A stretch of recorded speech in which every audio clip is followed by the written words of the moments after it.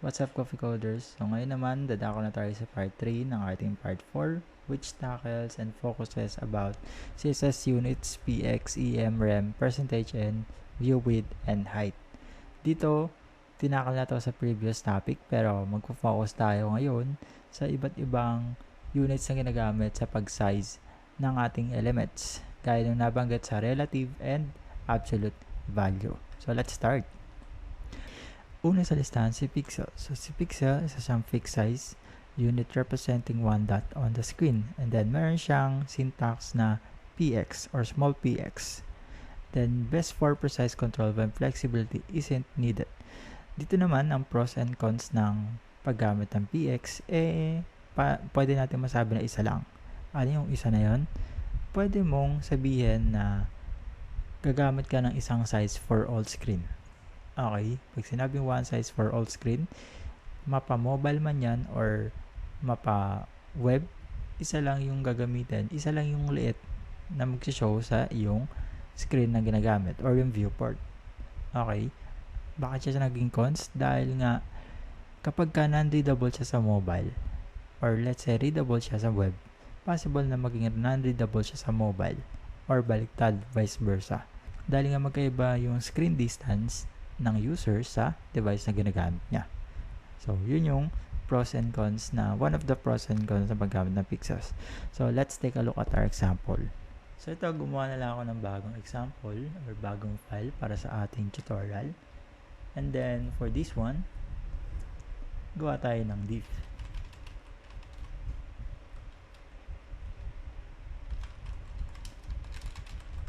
Sa style, syempre,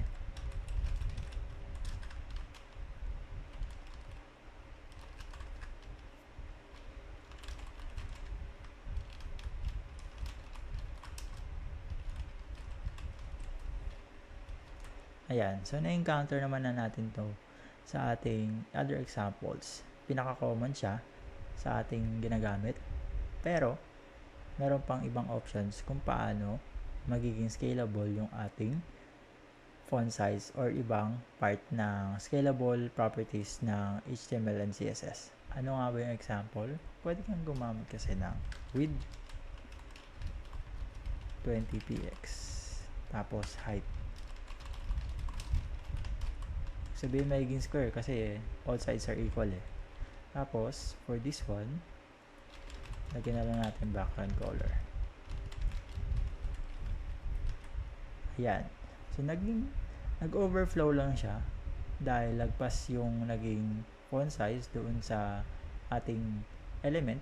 Pero, yung color, yung width and height ng element is square and then may color blue. So, yun yung representation ng px when it comes to other scalable properties ng ating element. Alright? So, let's move on. Ito naman, EM or EMS. So, relative to the font size of the parent element. Dito, titatakal ko yung formula kung paano nga ba siya nako-compute or paano siya lumalabas sa screen. So, 1 EM, let's say, is equivalent to 100% of parent font size. So, kung meron 16px na font size yung parent element, kapag ka nag-set ka ng 1 EM sa iyong child element, ibig sabihin, equivalent siya sa 16px din. Not unless gagawin mo 2 EM or 3 EM times 100 mo lang yung naset sa element or sa parent element ng iyong element. Okay? And then, usage scales dynamically based on parent's element. Siyempre, kung ano yung size ng parent element, yun lang din yung magiging relative size ng child element or yung element na gumagamit ng EM. So, let's try. So, dito, gagamit tayo ng class. Ang class natin is px. Ayan. So, dito ang nakaset 20px. Lagay tayo ng another div. Gamit tayo ng descendant.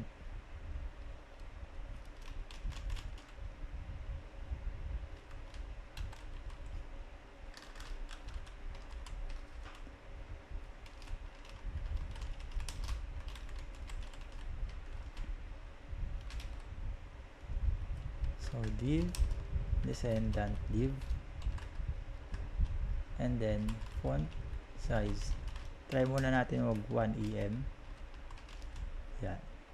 So, expected natin, same dapat yung maging font size ng parent sa child since 100% is equivalent to parent size of the EM element.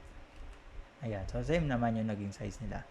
Ngayon, ang gagawin natin is increase natin sa 2 EM. Ayan. So, naging 200%. Ideally, yung magiging size ng ating child element. Paano naman pag width? Siyempre, ganun din. Kung anong magiging size ng ating parent element, magiging relative lang yun sa magiging size ng EM element natin or yung gumagamit ng EM element.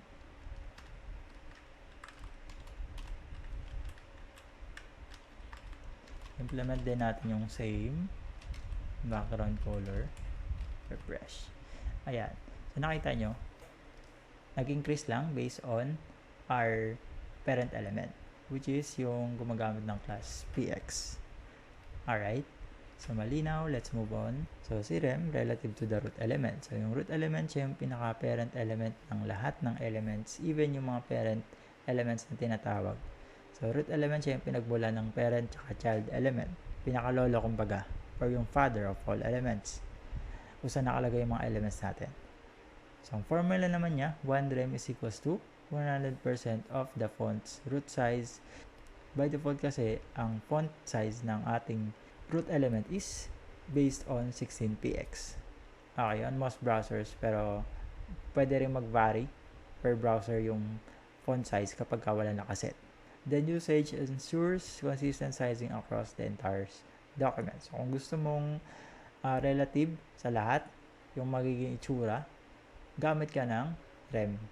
Dahil yung relativeness ito is based on parent root element. So, let's try. Ayan. So, ngayon gagamit tayo ng root element font size. Gawin natin 20px. Ayan. So, ito yung magiging root font size element natin. Or pinaka-root na font size.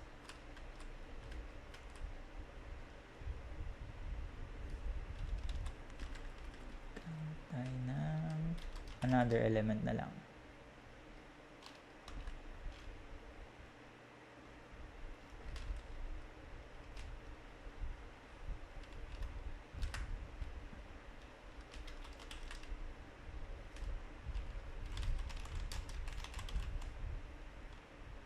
PX and P. Yan, para hindi affected. So, kapag P, font size 3em. Tanan! Okay. So, yung 3 ay mali pala. Rem pala dapat. Same kasi. Increase natin para medyo walay. Ayan. So, nangyari, since meron tayong root element font size na 30px, nag-multiply siya sa 3. Ideally, pwede mo rin gamitin yung 3 rem sa root element. So, pag ginamit ito, mag-increase din syempre yung size ng paragraph or yung P element mo. Since relative yung size nito sa root element, since gumagamit ka ng rem. Ayan. So, nag-increase din yung ating P element. So, yun lang. Hindi siya limited only to our child elements, but rather, you can also apply this on our element or root element. So, yun lang. Let's move on. Percentage or yung percentage symbol. So, yung percentage symbol naman relative to the parent element size, width, height, etc. So, ito man, like the definition stated, relative siya sa parent element. Hindi sa root element, kundi sa parent element. Okay, whatever na size ng naset sa, or yung default na nakaset sa parent element, yun lang din yung maging percentage ng meron sa percentage element. Okay, so let's try. Ayan. So, gawa tayo ng another.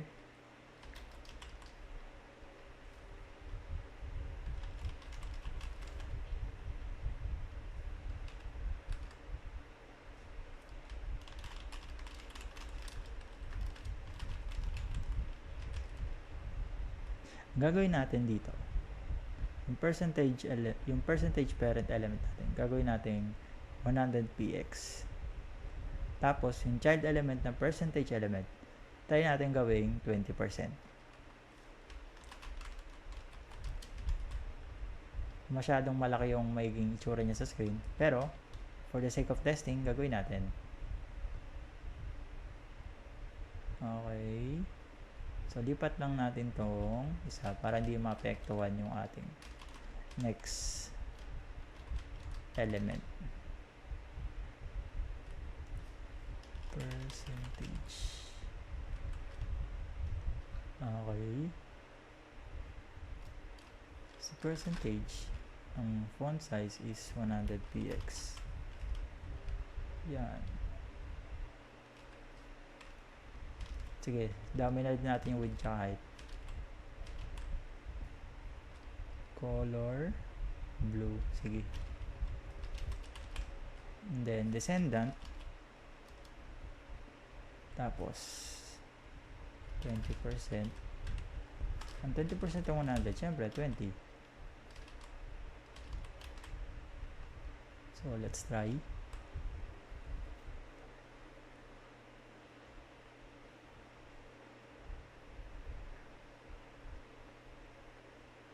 Kita ba? Teka lang.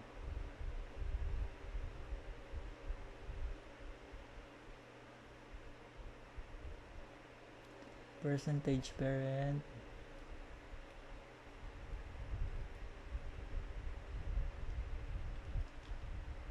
Parent child element.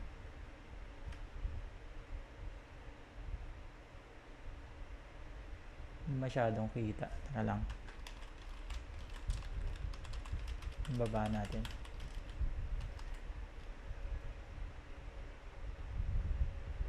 Nagpapatong kasi yung dalawa eh. Kita na lang natin. Kita ng 100. Lang natin 30.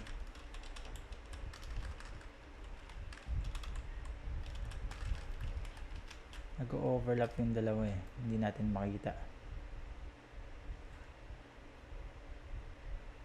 Ayan. So, itong nasa baba na to, percentage element, percentage parent. Itong naka 20% ito. Ito yung relative na percentage element under percentage parent na element. So, ito yung child. Hindi lang kita masyado dahil niliitan niya natin. Okay. So, ganun yung idea. I hope na nakuha nyo na. Okay. Hindi naman siya mahirap mag-gets dahil nagbabago lang siya ng dependency based on parent and root. So, ang naiiba lang naman dyan is yung root element, which is yung rem. Other than that, pwede mag-base yun sa yung percentage and then yung EM reliant to or relative yung size na nakukuha nila sa parent element. Okay? And then lastly, for this topic is yung viewport width and height. So, dito naman, relative to the viewport, browser window, and size. Nabanggit ko sa video previously, yung tinatawag na viewport. So, viewport yun yung nakikita or yung visible sa browser. And then, nagbabago siya every time na mag-scroll ka ng iyong website. Kung scrollable man yung iyong website. Dito naman, baliktad yung representation or yung formula niya compared kay REM and then EM. So, kung si 1 EM is equals to 100%, dito sa viewport width and height, 1 VW and 1 VH is equals to 1% of the viewport width and height. So, pag sinet mo yan ng 100 VH and 100 VW, syempre 100% din yung magiging size ng ating element or nang nilagay na natin ng element. Okay? So, usage used for width, height, padding, and margins. Ideal to sa 4 na layers ng ating CSS box model. Pero pwede rin naman natin siyang magamit sa ibang properties. Okay, so let's try. Ngayon may kita nyo kung ano yung sinasabi kong nagbabago siya based on the screen size ng iyong browser.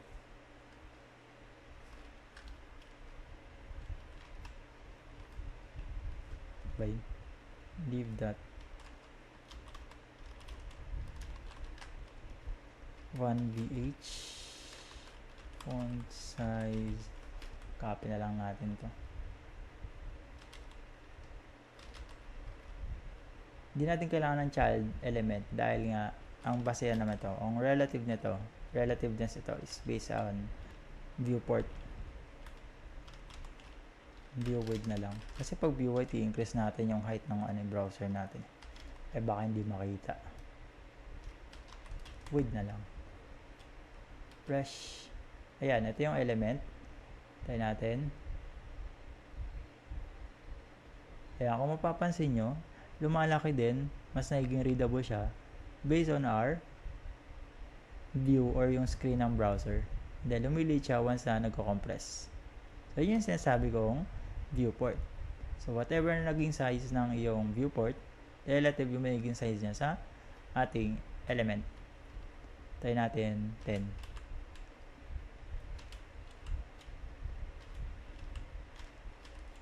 Gosh. Ayan. Ayan, lumalaki siya dahil lumiliit pag nagko-compress. Alright? So, nalaman natin pagkakaiba ng iba't ibang units ng pag-size ng scalable elements natin. Nalaman na din natin yung iba't ibang usage nila. And then, yung pagkakaiba ng lahat ng nabanggit natin, yung na-discuss. I hope also na may natutunan kayo sa elements and then yung formulas especially kung ano yung mga basis nila sa relativeness ng parent, relativeness ng root element, then relativeness ng percentage when it comes to parent element, and then syempre yung viewport, width and height relative to browser viewport or yung width and height ng browser. Okay? To summarize it all, gumawa ako ng table para sa comparison ng iba't ibang units na na-discuss natin. So, mayroon tayong unit description relative to and best use cases. So, start tayo kay PX, fixed size, relative to screen pixels, and then best use case, precise layout, borders, and spacing. Pagdating kay EM, relative to parent, and also yung percentage. So, relative to parent element, and then yung percentage relative to parent element dimension. Tapos, yung best use case naman ng EM, nested element, scalable, typography. Tapos, sa percentage, responsive layouts, and fluid sizing. Yung REM, or relative to root element, yan naman yung sa ating relative, syempre, sa root element natin. Tapos, yung default natin na font size for root element is 16px. Tapos, yung use case, global typography, consistency. And then lastly, view width and view height relative to viewport width and height. Tapos yung relative to, syempre, browser window width. Tapos yung use case, full width layouts and responsive text. So, tapos na tayo sa ating part 3 ng part 4 tutorial. Let's move on to our second to the last topic.